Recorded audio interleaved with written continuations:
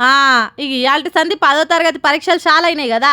మార్చి 21 నుంచి షురు అయితే ఏప్రిల్ 4 తారీఖు ఒడుస్తాయి పరీక్షలు. మొత్తం 5,09,403 మంది పోరలు 10వ తరగతి ఎగ్జామ్స్ రాస్తుర్రు. మరి 10th బోర్డు పరీక్షలు అంటే ఎంత జాగ్రత్త ఉండాలి ఏం కథ. కానీ గీ స్కూల్లో చూడుర్రి ఏమైందో కథ. ఏమైందో చెప్పేజరా. ఈ రోజు 10వ తరగతి పరీక్షలు స్టార్ట్ అయినాయి.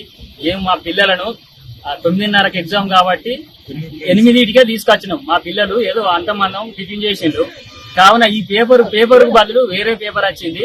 మా పిల్లలను 1 గంట ఇప్పుడు పేపర్ వచ్చింది. ఆ పిల్లలు ఏం తినకుంటున్నారు. మా పిల్లలకు ఏమన్నా జరిగితే మీదే అధికారులదే బాధ్యత. దీనిపై కఠినమైన చర్యలు తీసుకోవాలని మేము ప్రభుత్వానికి విన్నవించుతున్నాము. పక్కనే డిఓ ఆఫీస్ ఉన్నది, కలెక్టర్లు ఉన్నారు, అందరు ఉన్నారు. దీని మీద ఈ అధికారులపై చర్యలు తీసుకోవాలని కోరుచుంటాను. మా పిల్లలకి ఏమైనా జరిగిందనుకో ఓష్ని పాడుగాను ఎంత పని అయిపోయాయి కదా. మంచిర్యాల జిల్లా కేంద్రంలో ఉన్న సర్కారీ స్కూల్లా తెలుగు పేపర్ బదులు హిందీ పేపర్ ఇచ్చిరట. అటెనక ముచ్చట ఎరకగానే ఏంబట్టి పేపర్లు మార్చి గంట తర్వాత తెలుగు పేపర్ ఇచ్చి పరీక్ష పెట్టిరట. ఏమైందిరా ఇంత ఆలస్యమైంది, పోరలు ఇంకా రాలే అని అయ్యవాళ్ళు బయట నిలబడి ఎదురు చూస్తుంటే అస్సలు ముచ్చట ఎరకైందట.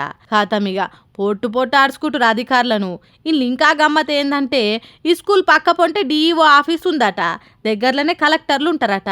అయినా ఇంత కూడా భయం లేకుంటుంది స్కూల్ వాళ్ళకు. పాపం పొద్దుగాల 8 గంటలకు వచ్చిన పిల్లలకు 1 గంటకు పరీక్ష పేపర్ ఇస్తే ఆకలి కాదా?